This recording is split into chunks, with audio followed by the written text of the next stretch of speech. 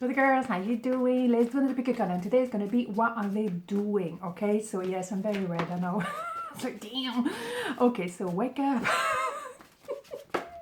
Okay, let's go to bar. Come on, let's not fluff around, Axelle. Okay, so what are they doing? Interesting, eh? So triggering, so stay cool, okay? 1, 2, 1, 2. So pile number 1, what are they doing? 4 wands. The devil. Damn, 5 of swords. God. Right, so what are they doing? Well, they have a bit of a problem here because they feel totally out of the league with you. The mind is fighting this connection.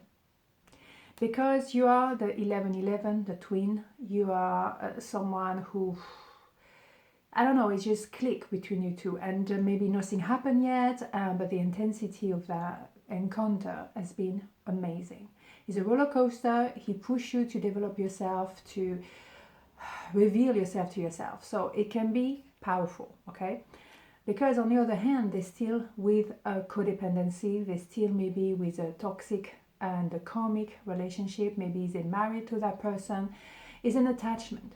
And they have to go through that karmic debt, and once it's paid off, they can move on. But you feel sometimes that they're trying to swim in the mud, and it's really uncomfortable because nothing is moving forward. It's quite uncomfortable. Or maybe they have codependency issues and they have to look into this, okay? But it's like two different worlds.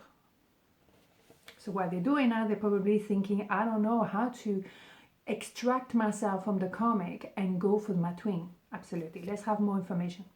A lot of chemistry, totally, but much more than chemistry. It's also a feeling and a desire to move forward. A lot of desire to better themselves, to free themselves maybe as well, okay? You think so? 10 of Cups? So what they're doing, they can see that you are the happy ever after, whatever that means for each and every one of you. Is a general meeting? No, it's not general meeting. It's a general reading. Oh my God. Right, so move on. So what they're doing, they see that you are a dream come true, really.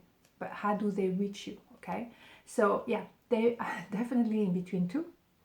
So they on one hand the karmic and you the twin. So it's quite intense. Maybe they're used to the karmic. They know how to deal with unhappiness, but how do I deal with happiness? Maybe they do not want to see the truth. Because that will completely transform their life. Maybe they're blocking their heart and they blocked their heart a long time ago. How do they unblock, right? Queen of Swords. The thing is, you may have given them many chances, and maybe at the moment you're just like, you know what, I can't take this anymore. So you took a massive distance from them, and you know, you left them to the karmic. So be it, you know, at the end of the day, it's your choice, and that's it. Or maybe they're afraid to reapproach you because they think you're gonna just like, you know what I mean?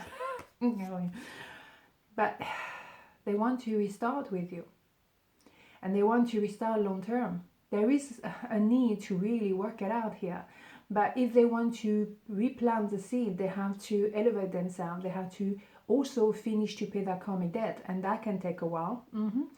And sometimes it's true, when you're connecting with your twin, there is a long period of no communication, and it's very triggering because you don't even want to think about them anymore. You say, what's the point? And they're still in the back of your heart somehow, and vice versa, of course. So what they're doing, they're preparing themselves to move towards you and rebuild, but this time properly. Okay, so let's have a major arcana here for what are they doing. Pile number 1. It's always fascinating, isn't it? Let's have a look. The High Priestess. Yeah, you know. So then you kind of realistic about it. You know it's going to take a while. You know that they have that karmic debt and they might stay there for a long time, and you're chilling, you're doing your things. The High Priestess has a massive level of intuition. You see through them. You see the little boy or the little girl, you see through them. So you know what they're going through, and you feel the energy, you feel them. So that's why you kind of, I wouldn't say you relax, but you know what to do in that kind of situation. You take a distance, you put your attention to something else, and you keep yourself busy, you co-creating with the universe, because you know it's going to take a while regardless. Okay, so let's have a look at pile number 2. What are they doing? 2 of Wands, 7 of Pentacles, 9 of Wands. Goodness me. Someone is in the middle of the road. You think so? Yeah. So they're still thinking, okay, I have an option here, I have an option there, I can stay here, but I'm bored, or I can take a gamble, leap of faith, but I'm not sure, that kind of stuff. Probably they're waiting, or they know you're waiting, or they have a choice between two. We know that. So they just stand by. That's what they do.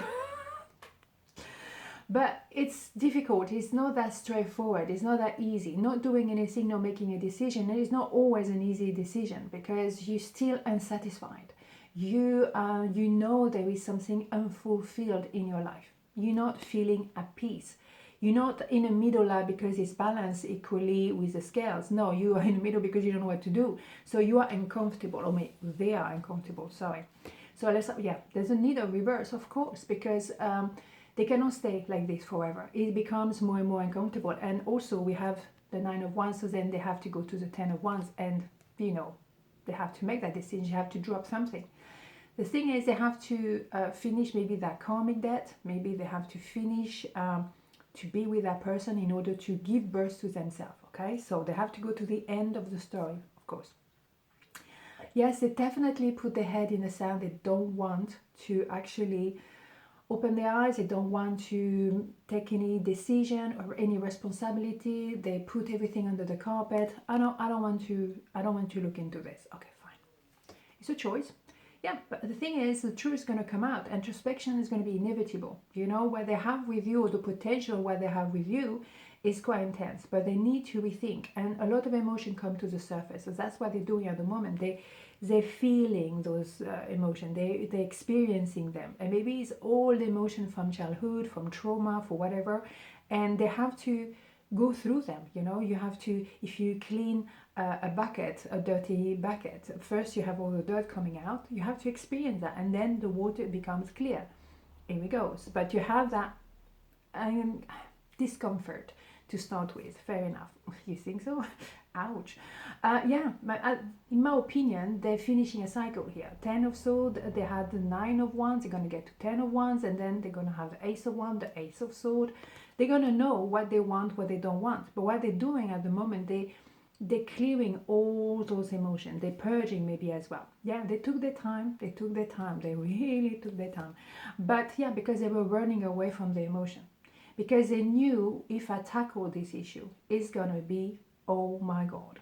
But now they know they have to do it. And the thing is, the more you procrastinate, you push away this work, the bigger it becomes, okay? So it's like a tsunami. So it's not funny. What they're doing, let's have a major arcana for pile number 2 here. Let's see. What do we have? The Hangman, yeah, you think so? They're going to change the perspective totally, or they already did. And now they have to do the work that goes with it. I didn't want to look at myself, and I have no choice, but I have to look at myself straight in the mirror and do something about it. You damn right. On this note, have a beautiful day, and I'll see you tomorrow. Ciao.